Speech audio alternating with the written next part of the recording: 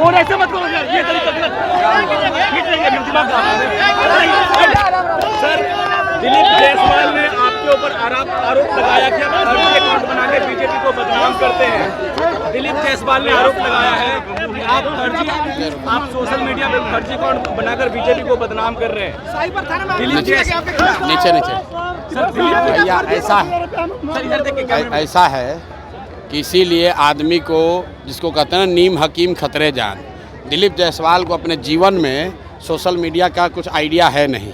इनके पिताजी को सोशल मीडिया हम लोगों ने सिखाया है। जिस अकाउंट की वो बात कर रहा है, सब लोग ध्यान से सुन लीजिए, जिस अकाउंट का बात दिलीप जायसवाल कर रहे हैं वो भाजपा के 2 लोग आज से नहीं 2016 से चला रहे हैं। और उस आदमी को ये भी नहीं समझ है कि ये भाजपा का कोई पेज नहीं है, ये फेसबुक ग्रुप है जिस पर कोई भी जाकर कुछ भी लिख सकता है। 2016 से ये 2 लड़के भाजपा के ये ग्रुप चला रहे हैं। उस पर आरजेडी के लोग भी पोस्ट करते हैं, उस पर जनसुराज के भी लोग पोस्ट कर रहे हैं, भाजपा के लोग भी पोस्ट कर रहे हैं। उनको जो केस किए हैं तो उनको कहिए कि तुम्हारा तो सरकार है ना, तुम जाओ और डीजीपी के साथ जाओ, और उसमें अगर एक भी चीज़ गलत निकल जाएगा तो प्रशांत किशोर राजनीति से संन्यास ले लेगा। लेकिन अगर नहीं निकला तो इसको हाथ जोड़कर दिलीप जायसवाल को पूरे बिहार के युवाओं से माफ़ी मांगना चाहिए। इस आदमी को कोई समझ नहीं है। इस आदमी को एक ही चीज़ का समझ है कि कॉलेज कैसे कब्जा किया जाता है। दिलीप जायसवाल का हिस्ट्री आपको बता देते हैं। दिलीप जायसवाल का हिस्ट्री ज़रा सुन लीजिए।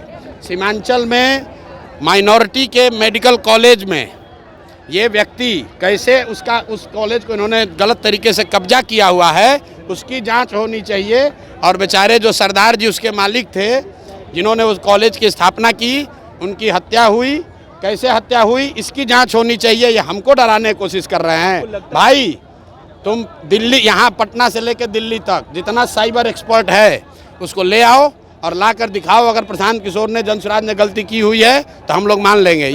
ये इसको कुछ आइडिया है नहीं, किसी ने बता दिया कि अरे भैया ये भाजपा के ग्रुप में जनसुराज का मैसेज है। तुम भाजपा के ग्रुप में जनसुराज का आदमी नहीं लिखेगा।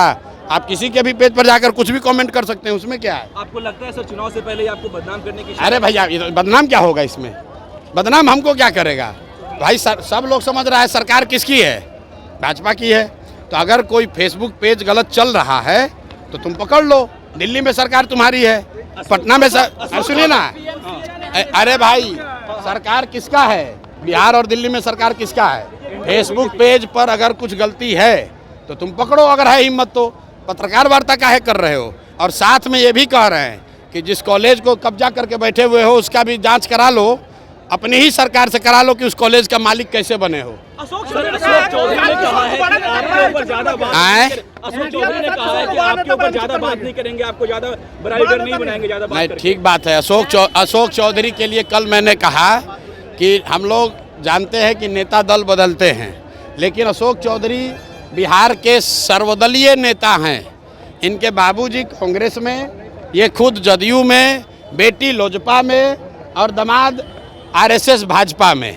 तो भाई एक ही चीज़ बचा हुआ है, आरजेडी। अब घर में 1-2 और कोई भांजा भगीना होगा, उसको भतीजा को उसको आरजेडी में भी डाल दे। तो ये बिहार की जनता देख रही है कि ये एकमात्र परिवार है जो कि चारों पांचों दल में है। कोई भी किसी दल को वोट दीजिएगा, अशोक चौधरी जी को उसमें लाभ ही लाभ है। अरे मोदी जी आ रहे हैं तो आप लोग देखिए कि सब जिला से बिहार के बच्चों का, बिहार के गरीब जनता के पैसा पर, आपके हमारे पैसा से भीड़ जुटाने के लिए सब सरकारी खर्चा पर बस से ले जाकर भीड़ जुटाया जा रहा है। तो सब लोगों को पूछना चाहिए कि भाई आप हम लोग को कुछ दे तो नहीं रहे हैं, हम लोग का ले क्यों रहे हैं?